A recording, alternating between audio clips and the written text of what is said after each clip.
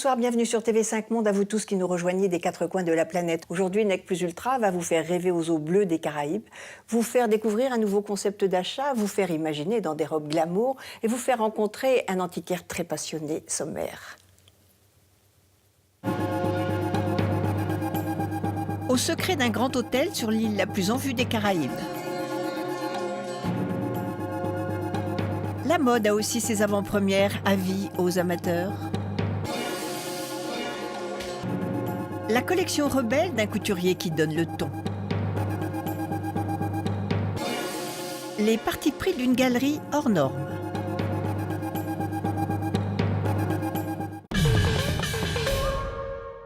Le rêve dont je vous ai parlé est bleu de la mer jusqu'au ciel. C'est Saint-Barthélemy, une île unique, une bulle de France colonisée par les Anglais au XVIIe siècle. L'hôtel où je vous emmène rime presque avec paradis. Avec ses 24 km² de sol rocailleux, peu propice à l'agriculture, l'île de Saint-Barthélemy est devenue le terreau fertile pour d'autres belles plantes, les touristes. D'une beauté à couper le souffle, son littoral accidenté offre plus d'une quinzaine de plages, des plus sauvages à celle de Saint-Jean, la plus animée. Situé à la pointe d'une presqu'île au cœur d'un parc tropical de 6 hectares, l'hôtel Guanahani & Spa s'étend en élégant cottage aux couleurs acidulées. Dispersés au cœur des bougainvilliers, des hibiscus et d'une cocoterie entre l'océan et le lagon, ces cottages laissent à la nature sa place essentielle. 28 degrés l'hiver, 30 degrés l'été, le bien-être à Saint-Barth ne connaît pas la crise. Entre sport de glisse, spa et bon repas, le bonheur n'est pas loin, il suffit d'écarter les bras. Récemment nommé à la tête de l'hôtel, le néerlandais Marten van Wagenberg nous fait faire le tour du propriétaire. L'hôtel Guanahani s'était construit en 1986. En fait, ça a commencé avec juste quelques petits bungalows. Depuis les débuts, ils ont déjà utilisé l'architecture des créoles en général, qui s'applique aussi en Saint-Barth. Alors des petites maisons quand même bien colorées. Et on a continué de grandir petit à petit. En ce moment, on a 67 chambres et suites qui sont quand même assez grands. On a plusieurs qui ont une très belle piscine et la majorité, ils ont aussi une très belle vue sur l'océan. Toutes les chambres sont rénovées dans un style très créole. On a utilisé les 4 couleurs qu'on a chez nous. C'est le petit lavender, on a un bleu, le jaune et un orange. La suite L'Admiral dispose d'un accès direct sur le lagon. Et l'architecte ou le designer d'intérieur, c'est M. Luis Pons, qui originalement vient de Venezuela. Quand il a commencé il y a 3 ans ou 4 ans, avec la rénovation de l'hôtel, il a pris comme thème le chapeau de Panama. C'était quelque chose qui donne du protection pour le soleil, qui a quand même quelque chose de familial, une côté sophistication. Et aussi, bien sûr, le chapeau, le Panama, c'est aussi très bien lié avec les voyages et les voyageurs. Alors, il a pris cet élément un petit peu plus loin. Alors, il a créé des meubles dans les chambres, aussi avec l'idée de voyage. Par exemple, les malles du minibar, en fait, oui, ça créé pour avoir cette fonction. À la pointe d'une presqu'île, l'hôtel donne d'un côté sur l'océan et de l'autre sur un lagon au nom pour le moins pittoresque de Grand Cul-de-Sac. Toutes les petites maisons, ils sont construits sur une petite colline. Alors comme ça, la majorité, ils ont des vues côté mer. Mais on a aussi 2 plages. Alors ça, c'est quand même assez unique. La plage qui est séparée par une morne, qui est protégée par les réserves. On a côté lagon qui est bien protégé. Ça, c'est aussi une réserve de nature. Ça donne aussi l'opportunité d'offrir pas mal des watersports. On peut faire le kitesurfing, planche à voile. On a des kayaks.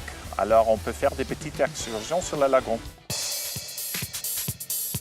Personnellement, le matin, à 6h30, Je commence la journée, on regarde la beauté, on sent la tranquillité, on se prépare pour la journée. Les habitants de l'île sont majoritairement d'origine normande et bretonne. La ville la plus proche de l'hôtel s'appelle Lorient. En 1957, David Rockefeller y achète une propriété et amorce ainsi le tourisme haut de gamme sur cette île presque sauvage. L'hôtel est aussi le point de départ d'excursions en pleine mer ou vers les plages désertes de cet endroit si bien préservé. Une destination qui répond aux plus grandes exigences de confort, d'activité et de service dans un cadre où la nature reste toute puissante. Après quelques échappées belles, il est bon de revenir en terrain conquis. Le spa Clarins, c'est la transition idéale pour non pas remettre les pieds sur terre, mais se remettre sur la voie du 7e ciel. Ça passe crème, comme on dit chez une certaine tranche d'âge.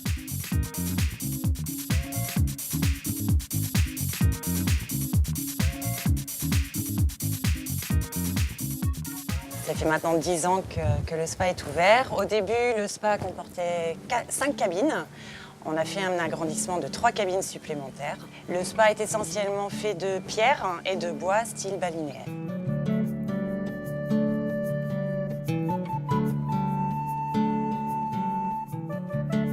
L'escale turquoise, c'est un petit package avec un soin visage, un massage et un gommage du corps. C'est un soin qui sublime la beauté du corps et du visage puisque c'est 2 heures de soin et vous êtes complètement détendu à la fin de ce soin.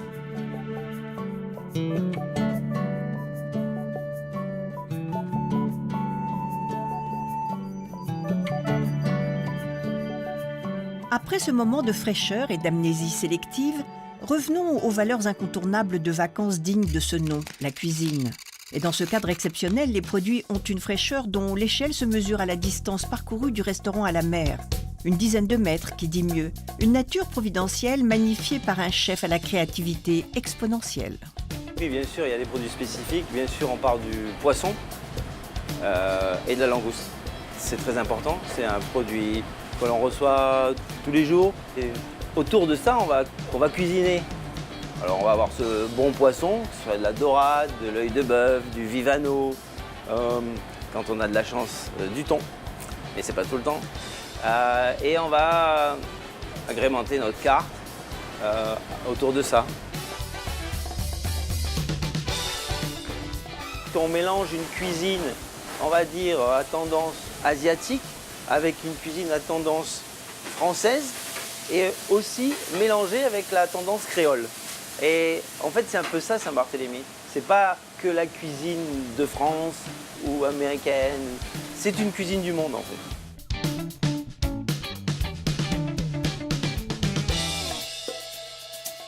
Une cuisine du monde pour une île où le monde se retrouve en toute sélectivité, puisse la plus grande star de l'île rester à jamais sa nature.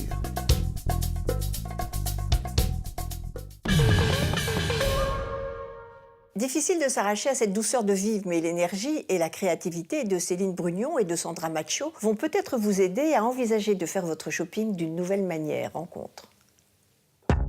Céline Brugnon et Sandra Macho ont eu l'idée qui manquait pour lier le monde de la mode à ses clients et pouf, le site My Beautiful Dressing a paru évident, essentiel, comme s'il avait toujours été là. Grâce à lui, les modeuses du monde entier peuvent acheter en avant-première et en temps réel les collections dès la sortie des podiums. Initié en 2012, pendant l'effervescence de la Fashion Week, ce site de e-commerce s'est vite imposé comme un incontournable des fashionistas.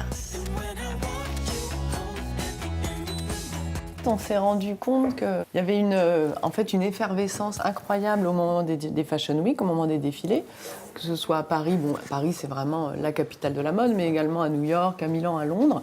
Et en fait, c'était impossible pour le grand public, pour les clientes, d'acheter en fait à ce moment-là. On est obligé d'attendre parce qu'un an, la saison d'après, la sortie en boutique. Et donc, on trouvait ça vraiment dommage que ce ne soit pas, on va dire, monétisé, enfin exploité, surtout pour la cliente. Et donc, après, quand ça sort en boutique, on ne trouve pas sa taille, son modèle, la couleur, c'est épuisé. Ça n'a pas été produit parce que les pièces qui passent en défilé, si aucune acheteuse ne les achète, ce n'est pas produit. Donc on a eu cette idée donc, de passer directement du défilé à la cliente en proposant en fait tous les modèles, donc du coup la collection entière du créateur à la précommande. On ne badine pas avec la mode, non mais... On est dans un univers de défilé, il faut faire rêver la cliente. Donc pour la faire rêver, il faut lui montrer un défilé, pas juste une photo en papier glacé. Donc il faut de la vidéo. On a développé un concept qui s'appelle le Watch Click and Buy. Donc c'est une technologie qui permet en fait à la cliente donc, de regarder le défilé et de cliquer. Quand un modèle lui plaît, elle clique sur la pièce et elle peut acheter directement sur la vidéo en fait. Alors, donc elle précommande, donc elle préachète la pièce.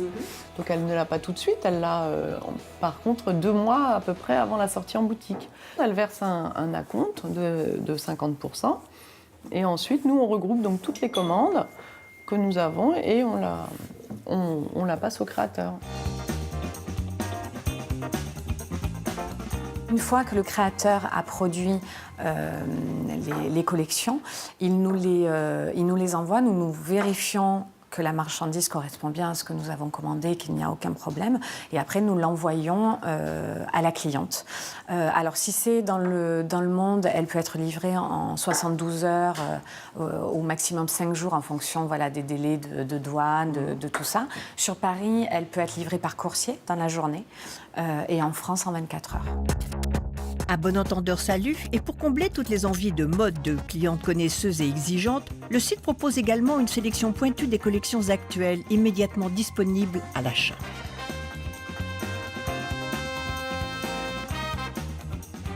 On a vraiment des rapports excellents avec les créateurs parce qu'on leur permet d'avoir une analyse en fait quelque part sur leur collection, un baromètre sur leur collection parce qu'on est capable à la fin d'une vente de leur dire, bah voilà, sur 20 modèles ou 30 modèles, c'est cette robe qui a été le plus cliquée, cette robe qui a été le plus mise dans les paniers. Alors venant d'Asie, ça va être plutôt ces modèles, venant d'Amérique latine, ça va être plutôt ces modèles.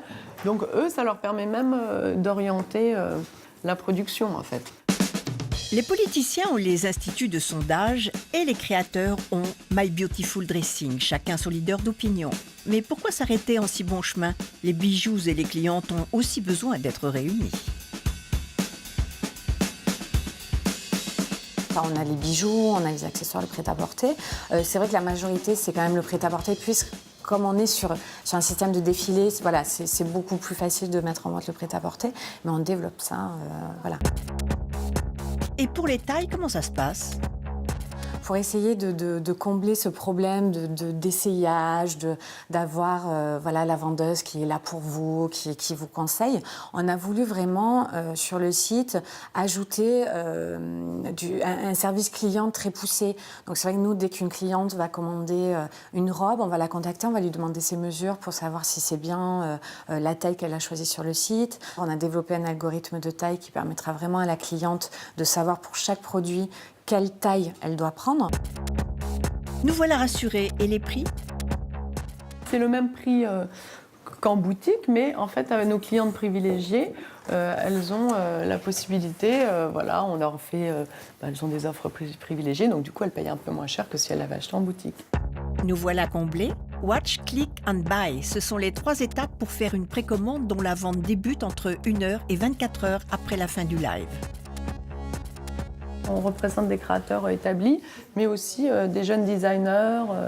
Là, on a envie là, de développer un partenariat avec des écoles, par exemple, et pour faire peut-être donner, avec notre principe, on peut offrir à un jeune designer la possibilité de proposer sa collection, et puis s'il y a des commandes, s'il y a des précommandes, de produire, alors que peut-être il n'aurait jamais pu produire de lui-même. Alors, si en plus c'est philanthropique, créateurs et clientes de tous les pays, retrouvons-nous sur Internet cet espace irréel où l'abstrait devient concret. La mode cette semaine est signée Roland Mouret, donc intelligemment sexy, chic et très contemporaine défilée.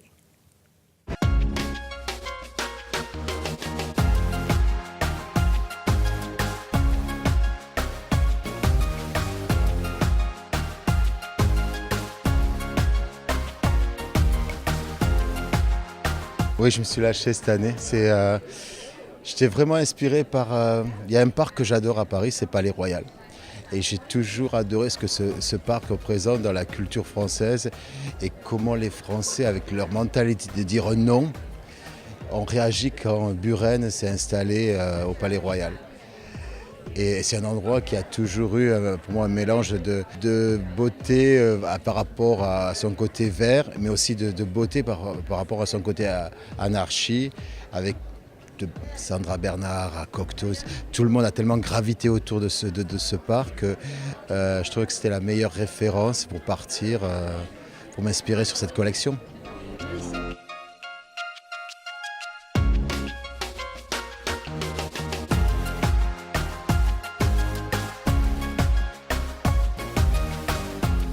Une émotion s'installe pour lancer la collection et c'est vrai qu'il y a un pliage qui est référentiel sur cette collection, mais sur le choix des couleurs, sur les contradictions que je voulais exprimer avec cette collection, le fait que je vais faire du plat cette saison, des chaussures plates avec des robes. Des choses qui, pour moi et mes clientes, sont vraiment nouvelles, de les montrer sur un podium.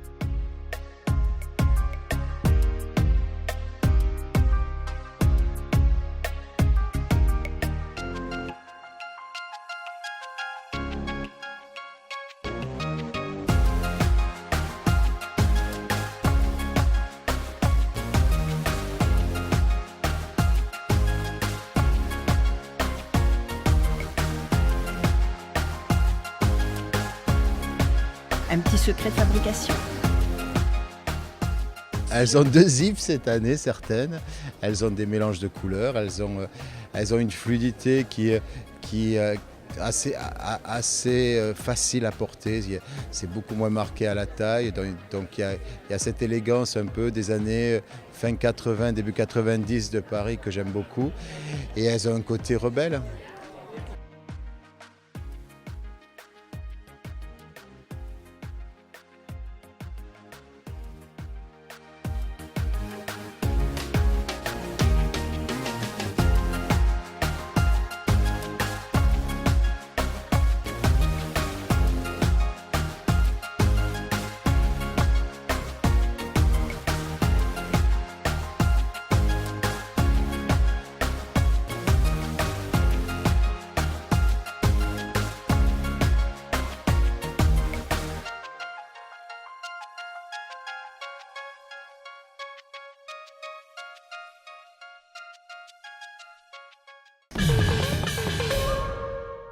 C'est avec un détour par les arts décoratifs que nous allons terminer cette émission. Le guide, non les guides, la passion et les connaissances de l'antiquaire Yves Gastou. Attention, c'est communicatif. La galerie Gastou est spécialisée de manière assez large dans les arts décoratifs du XXe siècle. D'André Arbus à Kuramata, le choix d'Yves Gastou ne se situe pas dans une niche. Ils sont plus expression d'un œil ou plutôt d'un cœur. Celui d'un passionné dont la carrière débute à Toulouse avant de se poursuivre des puces à la Biennale des Antiquaires. C'est quelque chose qui a commencé à l'âge de 16 ans, avec l'Art Nouveau. Je peux dire que j'étais un des tout premiers avec 2 ou 3 collectionneurs ou marchands dans le monde à découvrir l'Art Nouveau, les vases de Galets, les meubles de Majorelle, l'école de Nancy, l'école de Glasgow, l'école de Paris avec Guimard. C'est aussi une jolie provocation parce que, enfant, je vivais dans une petite ville à côté de Carcassonne, Limoux, et par réaction, tous ces intérieurs de bourgeois, de médecins, de notaires, de notables en faux empire ou en faux Louis XV, tout ça est aussi une réaction. C'est aussi défendre quelqu'un qui a énormément de talent. Si on prend l'exemple de cette sculpture ici de Robert Couturier, qui est pour moi un des plus importants sculpteurs français du XXe siècle, bien avant Bourdelle et d'autres. Mais voilà, ce monsieur s'est occupé de son œuvre, de son génie, et il n'est pas à sa place. Et quand on est défricheur, on le reste toute sa vie. Ça, c'est le côté Gastou, les découvertes. C'est un designer américain qui s'appelle Paul Evans. donc qui est quasiment introuvable en France, on n'en voit pas en France. Et il faut aller les chercher, pas à New York bien sûr, ni à Los Angeles ou à Miami, mais dans les villes un petit peu oubliées des USA. Et on ramène ces merveilles de mobilier sculpture, ce qui est ma passion depuis toujours. Voilà. Il faut que pour moi, le mobilier ne soit pas le meuble meublant, ce soit d'abord un meuble intéressant, qui bouscule et donc qui peut être aussi une sculpture. Voilà. Ou là, pour ce cas, un bas-relief. Cette œuvre de César, créée en 1970, brouille justement les frontières.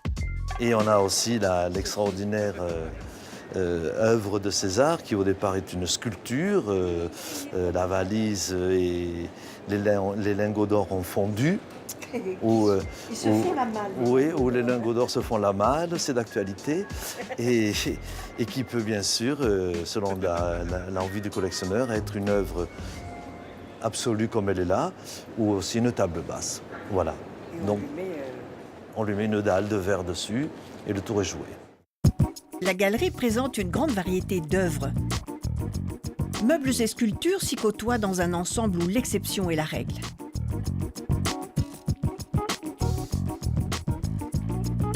Beaucoup de choses, beaucoup de choses. Une des plus grandes sculptures de Bury entre les mains privées, quoi, qui n'est pas dans un espace public ou autre. Voilà. On peut notamment voir une des sculptures de sphères de Paul Bury au Palais Royal. Luminaire de Sido et François Thévenin, sculpture de Robert Couturier, et cet ensemble disloqué de la sculpteur Parvine Curie. Dans cette richesse de propositions, il faut suivre. La curiosité familiale est inscrite dans les gènes. Victor Gastou, le fils d'Yves, porte en héritage cette passion prolifique. D'abord, il m'a amené toute cette nouvelle technologie, Internet et tout ce tralala, ces ordinateurs qui ne m'intéressaient pas, c'est pas mon monde. Donc pour ça, il est fantastique. Et puis, il me freine, il me contrôle et il a son œil. Et évidemment, il a eu la chance inouïe de tremper dedans, quoi. Depuis qu'il est né, voilà.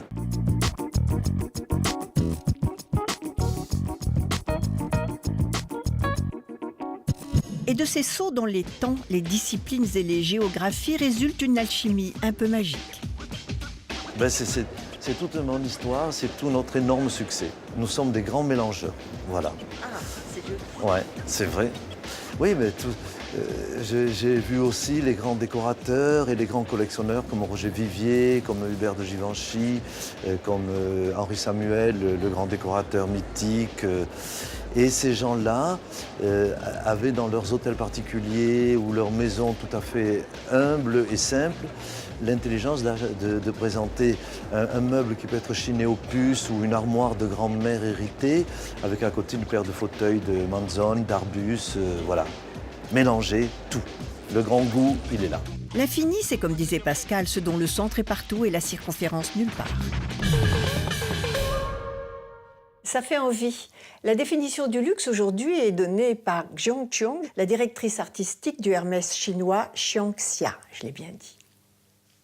Pour moi, le plus précieux dans la vie, c'est le temps et l'émotion. L'amour. Voilà, l'émotion, c'est l'amour. Voilà. On attend aussi votre définition du luxe sur notre page Facebook. Merci de nous avoir suivis. Merci à Alexandre Biaggi de nous avoir reçus dans sa galerie. Je vous retrouve la semaine prochaine, toujours sur TV5 Monde ou sur notre page Facebook avec notre coup de cœur. En attendant, on découvre un nouveau code de l'art de vivre à la française. Au revoir. Un cadeau, c'est à double tranchant. Cela peut être élégant comme très embarrassant. Normalement, la règle veut qu'on n'apporte pas de cadeau lorsqu'on est invité à dîner. Parce que le jeu social est que la personne que vous invitez vous reçoive dans les 2 mois. Le cadeau, en tout cas, la première fois, jamais. Après, on peut voir, mais lorsqu'on apporte un cadeau, qui est un signe évidemment d'amitié, jamais quelque chose de personnel.